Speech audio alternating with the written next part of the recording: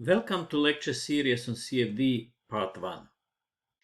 This is lecture 2 on Introduction to CFD methods and their properties. In this lecture, I'll present to you first the components of a CFD method: mathematical model, discretization method, computational grid, finite approximations, solution method, and convergence criteria. The next topic is about the properties of numerical solution methods: consistency, stability, convergence, conservativeness, boundedness, realizability, accuracy, and the order of convergence.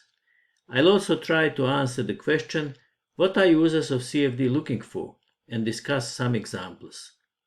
The first component of any CFD method is the mathematical model used to describe the fluid flow. In most cases, this will be the Navier-Stokes equations, but there are other partial differential or integral differential equations which can serve the purpose for a particular application range. The model may be limited to some flow or fluid types, for example, incompressible or compressible, laminar or turbulent flow, etc. The initial and boundary conditions also belong to the mathematical model. Next important ingredient is the discretization method. There are many methods to choose from. Most widely used in CFD are finite difference, finite volume, and finite element methods. Less general are boundary element, spectral or spectral element, and Lattice-Boltzmann methods, which are usually used in some niche applications. Another choice that needs to be made when creating a CFD method is the coordinate system: Cartesian, polar cylindrical, spherical, or general curvilinear. Related to the coordinate system is the vector basis, used to express vector and tensor quantities in terms of their components. The choice has important implications on the ease of implementation and possible future extensions of the method. The computational grid is one of the most important parts of any CFD simulation. Both the mathematical model and the discretization method are tailored to a particular type of computational grid. The simplest type of computational grid is the structured Cartesian grid, like the one shown here. In this lecture series, we shall deal only with such grids. The next level in generality is offered by structured curvilinear, also called boundary-fitted grids, which can be either orthogonal or non-orthogonal. Structured means that they can be mapped onto a Cartesian grid by a suitable coordinate transformation. One example will be shown on the next slide.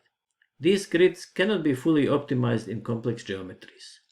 To increase the grid quality, structured grids can be grouped in blocks, the so-called block-structured grids.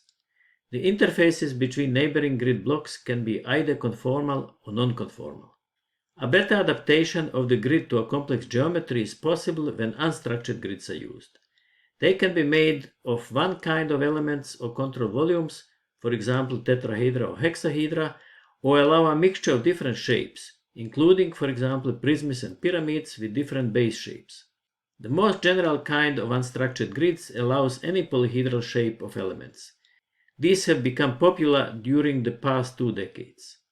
Finally, one can have grids which partially overlap. This requires some special treatment but offers the greatest flexibility when it comes to body motion. Here you see an example of a structured, non-orthogonal, boundary-fitted grid which I used in my PhD project 40 years ago to simulate the flow in tube bundles. The solution domain represents a symmetry unit from an infinite tube bundle assembly with a staggered tube arrangement. The problem with this kind of grid is that if one wants to refine the grid in marked corners, the grid lines become clustered in a zone where refinement is not needed. A more optimal arrangement of control volumes is achieved with block-structured grids. This requires a more complicated programming and bookkeeping, but grid quality can be substantially improved. We see here 2 examples of block-structured grids generated for the same geometry, one with conformal block interfaces on the left and one with non-conformal block interfaces on the right.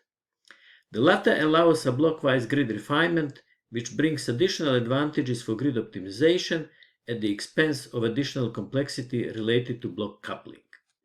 On this slide, we see examples of unstructured grids generated for the same geometry shown on the preceding slide. They demonstrate how unstructured grids can be locally refined, for example to capture flow separation or acceleration of a boundary layer. All grids have prism layers along tube walls, which is the usual practice to better capture features of boundary layers. In this case, tetrahedral, in 2 dimensions triangular, control volumes are created outside prism layers, while in this grid, general polyhedra in 2 dimensions polygons are generated. In this grid, Cartesian cells are used outside prism layers, but the generality and flexibility is increased by allowing for trimming of Cartesian cells by the prism layer boundary, and for local refinements which create interfaces where the cell size is suddenly halved in one or more directions. Discretization methods designed for arbitrary polyhedral cells can handle all these 3 grid types.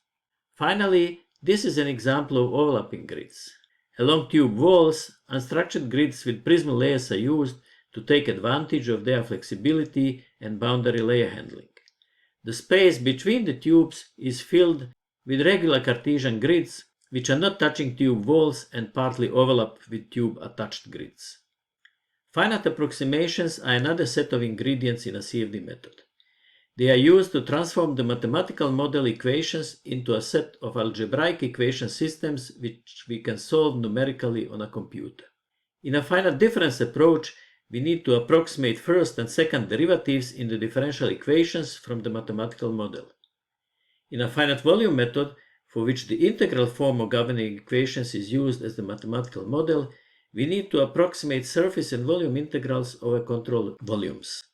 To this end, we also need to employ interpolation from cell centers to cell face locations and to approximate gradients at cell faces. In most cases, several options are programmed in the CFD code, and the user can select the most suitable approximation for a particular application. There are several additional ingredients which are required to complete the numerical solution method for the selected mathematical model and discretization approach.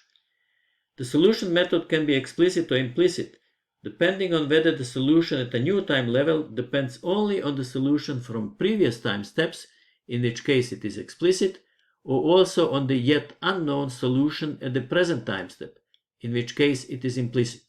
In the latter case, one has to solve large systems of algebraic equations, but on the other hand, larger time steps can be used without stability problems. We have to solve equations for several velocity components, pressure, and possibly other variables, like temperature, turbulence quantities, concentration, etc. This can be done sequentially, one equation after the other, or in a coupled manner, all variables considered as a single vector of unknowns. The former is simpler to program and requires less memory, but requires tuning to ensure convergence. The coupled approach is more complex to program, but is usually more robust. The equations from the mathematical model are in most cases strongly nonlinear and must be linearized before we can solve them numerically. This inevitably requires an iterative solution algorithm because the nonlinearities need to be updated between iterations so that the converged solution satisfies the original nonlinear equations. Both linearization techniques and the coupling of variables are important aspects of the numerical solution method, especially for computing incompressible flows. We also require an efficient solver for the linear equation systems. There are many methods for this task. Some are specially tuned for structured grids, exploiting the diagonal structure of the coefficient matrix, while others can be applied to unstructured grids as well. Finally, we have to define convergence criteria which decide when iterations are to be stopped. Iterating for too long wastes the computing time and electric energy, while stopping too early may leave too large iteration errors in the solution. We also distinguish between iterations when solving the linear equation systems, which I call inner iterations, and iterations for updating the coefficient matrices for nonlinear effects and deferred corrections, which I call outer iterations. Choosing appropriate convergence criteria for both types of iterations is important for both computational efficiency and accuracy. When choosing the various components for a new CFD code, one should take care to ensure that some important properties of numerical solution methods are kept in the favorable zone. One important property is the consistency of approximations used in the discretization process. This means that truncation errors from all approximations should tend to zero as the size of discrete elements, grid spacing and time steps tends to zero. Some methods are only conditionally consistent. For example, if the time step reduces faster than the spatial grid spacing. It is desirable to have unconditional consistency of all approximations used in the discretization process. Another important property is the stability of the solution method. This means that numerical errors should not be magnified during the solution procedure. This property is usually studied using the von Neumann's method. Note that von Neumann is a different person from Neumann without von, after whom one kind of boundary conditions is named. The von Neumann analysis is difficult, if not impossible, for the Navier-Stokes equations, real geometries, and realistic boundary conditions. For less mathematically minded people like myself, it is often more practical to check the stability using numerical experiments, which I'll demonstrate during this lecture series. The property of convergence means that the solution of discretized equations should tend to the solution of the mathematical model as the spacing of discrete elements tends to 0. It can be shown, check the Lax equivalence theorem, that a stable and consistent method converges in this sense. Here is an example of a consistent, stable, and converging approximation. The so-called forward approximation of the first derivative is expressed as the ratio of the difference between variable values at grid nodes I plus 1 and I over the distance between these two nodes. This represents the slope of the dashed line shown in this sketch. The blue solid line shows the tangent to the curve at node I, whose slope represents the exact value of the derivative. It is obvious that as the grid spacing is reduced, the dashed line becomes closer and closer to the blue line. The above approximation is therefore consistent, stable, and converging to the exact value of the derivative. This is obvious from the mathematical definition of the derivative, as shown in this expression, which is equivalent to the above approximation for a finite delta x. The Navier-Stokes equations are based on conservation laws for mass and momentum. Temperature is also computed from a conservation law for thermal energy. It is desirable to ensure that discretization methods do not violate conservation laws. Finite volume methods are by definition conservative. Finite difference methods may or may not be conservative. Methods which do not guarantee conservativeness usually cause problems only when the grids are not sufficiently fine. Boundedness is another desirable property of a numerical solution method.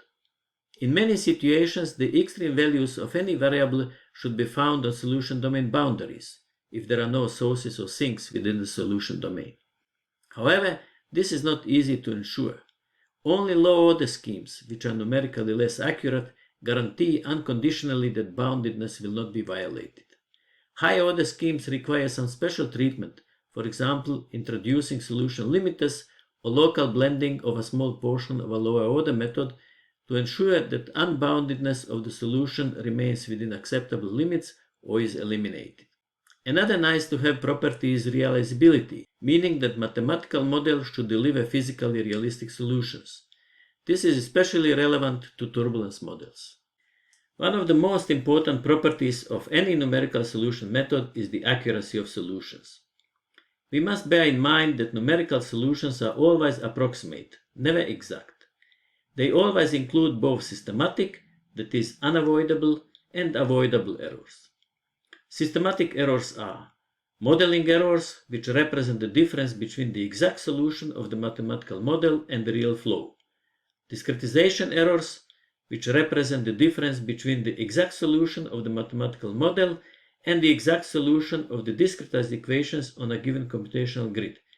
And iteration errors, which represent the difference between the exact solution of the discretized equations on a given computational grid and the iterative solution obtained after the iterations are stopped.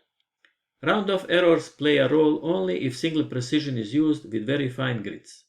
Iteration errors are relatively easily controlled, while discretization errors depend on the grid fineness and the approximations used. Modeling errors are most difficult to assess because we usually have no information about the real flow. Numerical solutions are thus always grid-dependent. A grid-independent solution can never be reached. It can only be approached and estimated by using a systematic grid refinement. Note that many people speak of grid-independent study, which is strictly speaking incorrect. Numerical solutions are always grid-dependent, and our aim is to find out to which extent and whether this is acceptable for a given situation. Avoidable errors in numerical solutions are those stemming from programming and user mistakes.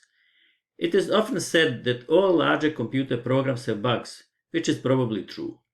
I have experienced several situations in my life where programming mistakes have been discovered after a decade of code use, because they never showed up clearly until some special application exhibited unacceptable results which pointed out in the right direction.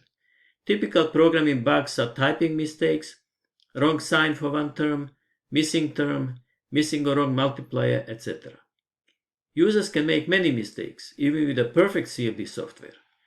Most often encountered errors are due to a wrong geometry.